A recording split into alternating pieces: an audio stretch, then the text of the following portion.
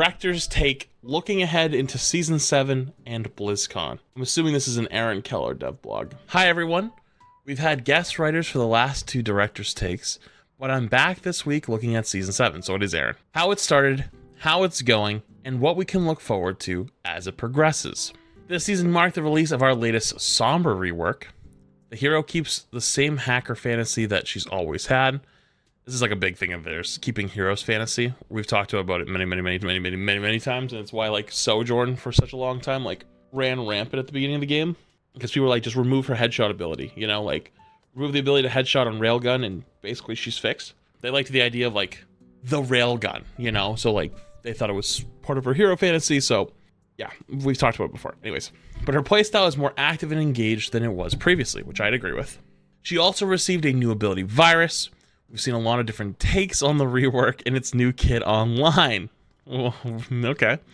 From dramatically overpowered to dramatically underpowered. I've seen this too. It's so interesting. It's why I've been very on like middle of the road. Since she came out, I've been very middle of the road. It's like, I think she's strong. Like she's like a support killer.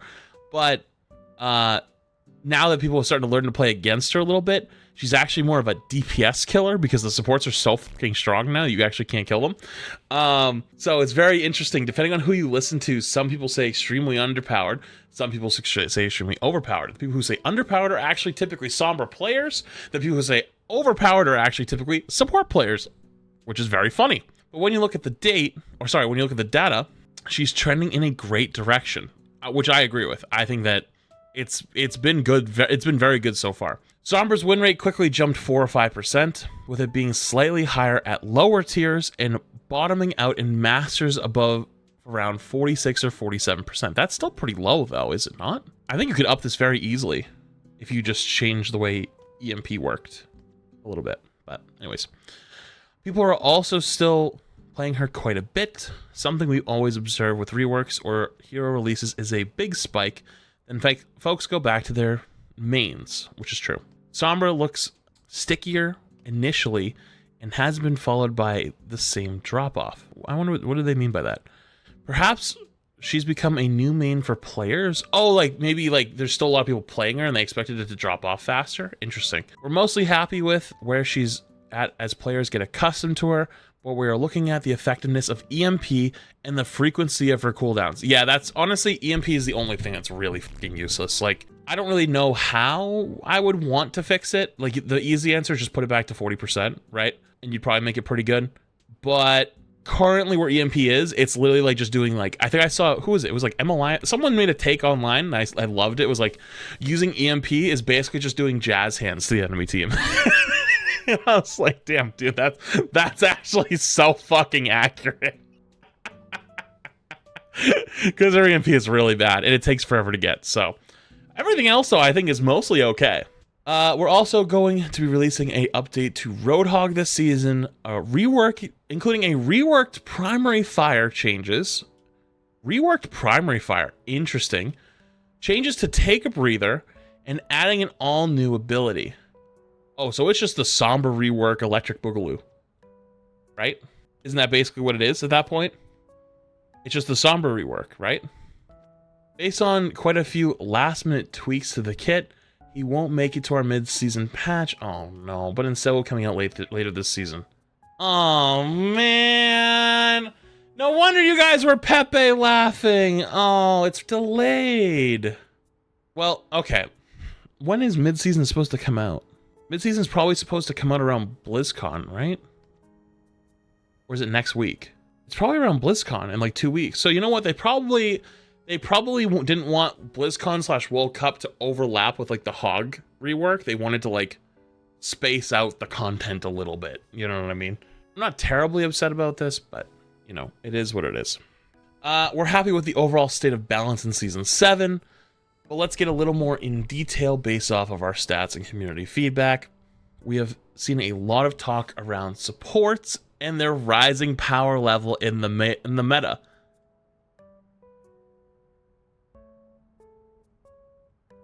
Hey, listen, man, I started talking about this back in like Season 3, Season 4. I was screaming pump the brakes, but everyone got really, really upset with me.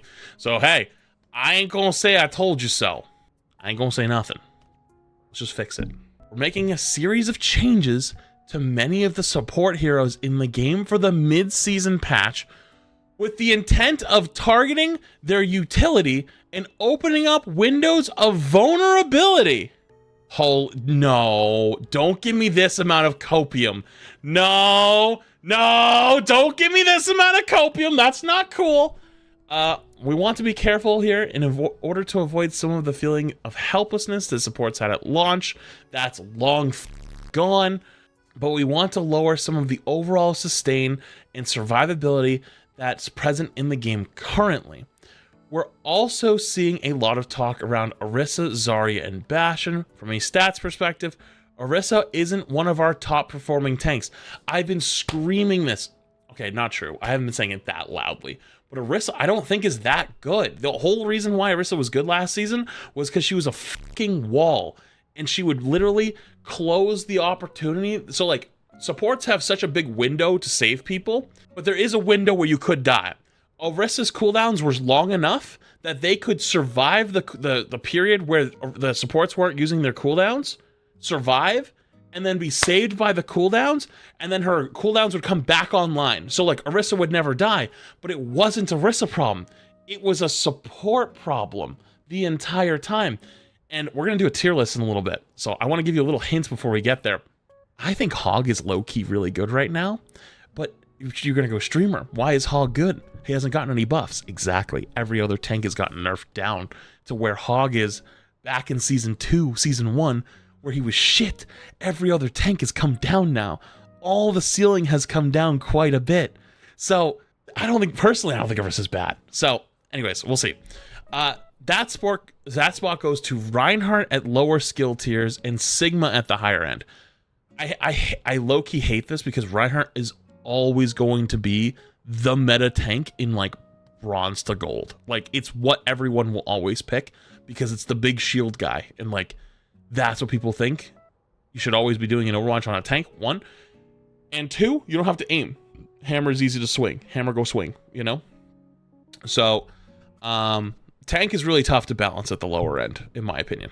Anyways, a tank like Ryan, at least. This could be one of those cases where she's feeling frustrating to play against, but isn't giving the same value to her team. I agree. I actually agree with this. I think this is a really good take. We made a small tweak to her at the start of Season 7, and we are currently in a wait-and-see with her. We're also planning a slight nerf to Bastion Assault Form in the mid-season patch. Very good. Very fucking good. Oh my god. Is this potentially the Overwatch saving patch? No. Don't. No. We need, no. This is too much copium in one article. There's too much copium in here. The mid-season balance patch will include changes to support and quite a few others, and will be roughly comparable in size to the balance patch at the start of Season 7. I didn't think it was that big, though, at the start of Season 7, just going to be honest with you. We'll be able to get into more detail in the next few weeks as we get closer to release. Yeah, I'm not going to lie. The copium level just hit the fucking ground on that last sentence. Because I don't think that the balance changes at the start of the season were very much. I think that they were pretty mediocre at best. But maybe that just means, like, the amount of heroes getting changes, potentially? I try to keep a little bit of copium in the veins, right? Halloween Terror has always been the most popular event in Overwatch, and this year was no exception. We released a totally new game mode in Season 7 with the Trials of Sanctuary. It's one of the first times we've given players the ability to gain power, as well as new abilities. This is the stuff that Overwatch always thrives with, in my opinion, over the course of a game. We love the mode, and it looks like players do too.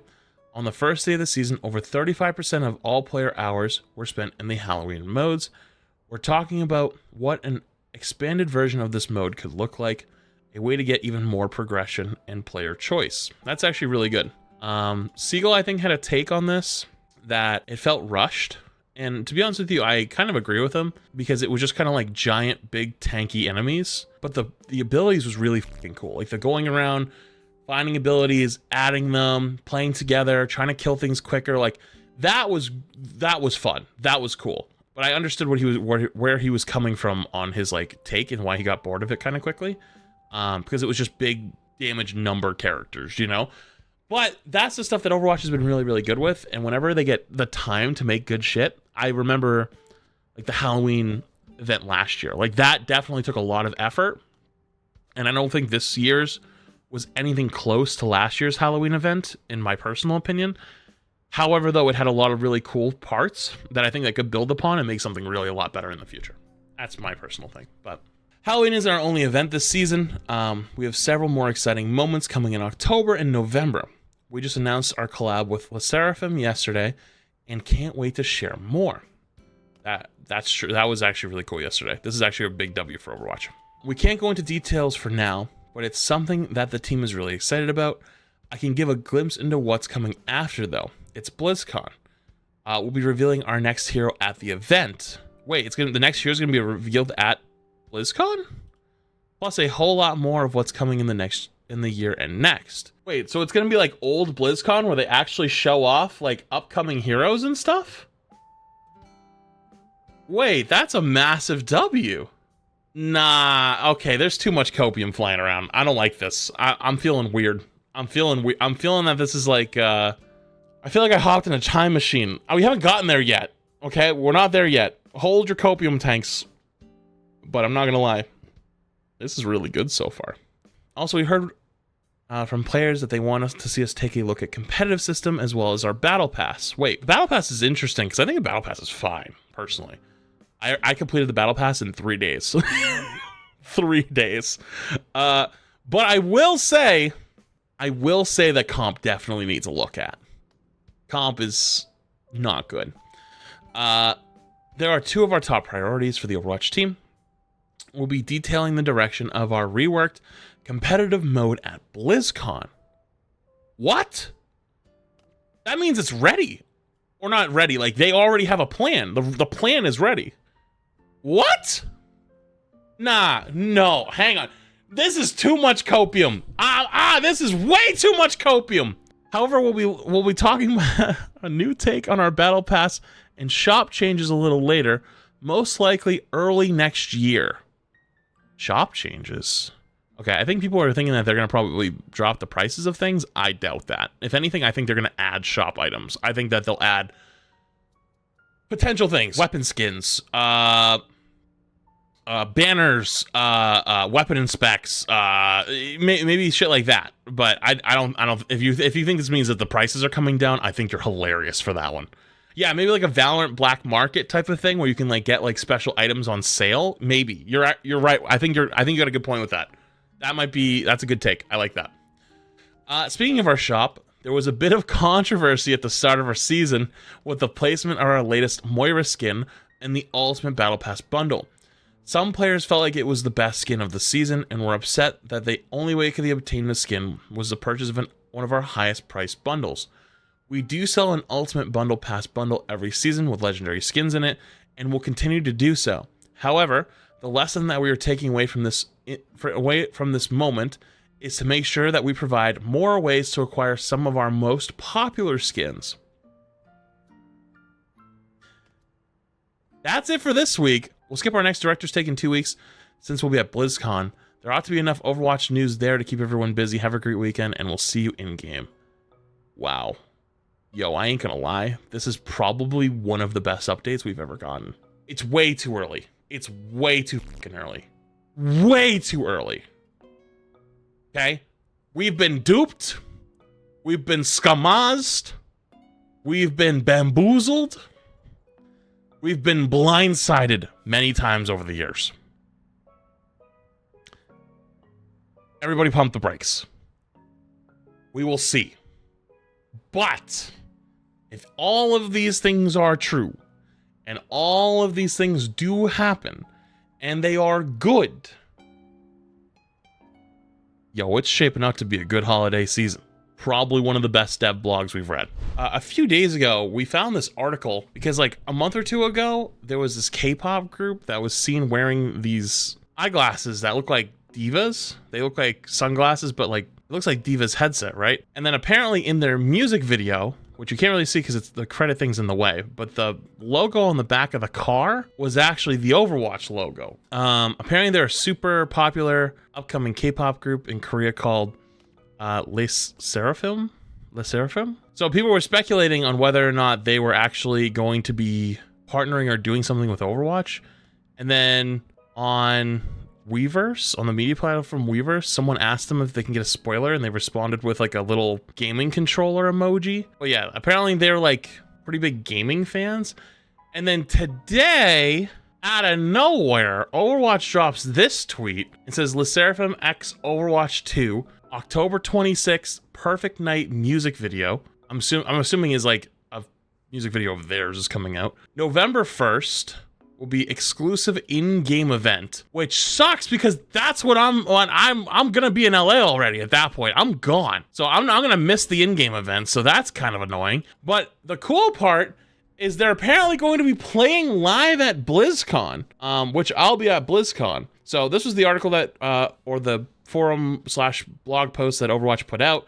Team up in a new collab event. This is very interesting to me because I don't want to be that guy, but like I've been around for a long fucking time. And back in the day, back in like 2016, 2017, when Overwatch was actually like a really thriving, healthy game, there was like so many weird Overwatch things in the real world.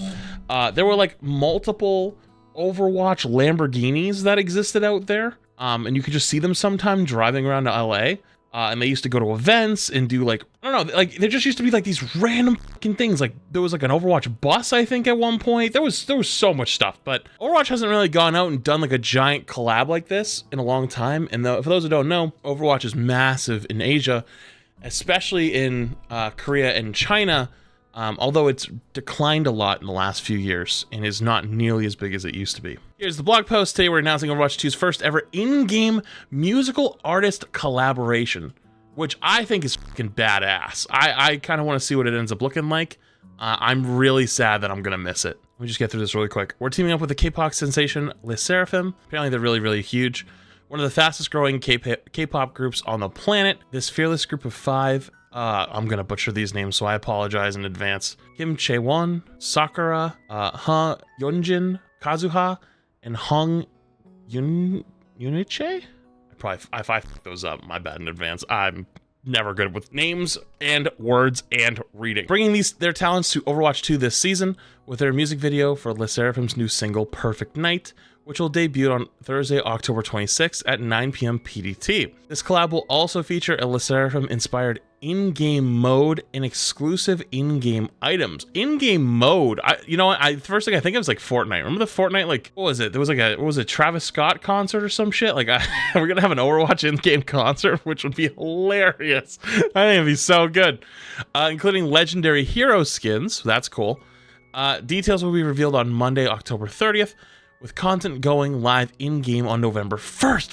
I am going to miss it. God damn it. Les Seraphim will also make an appearance at BlizzCon on November 4th for a special performance, including their new single, Perfect Night, in the BlizzCon arena following the conclusion of the community night.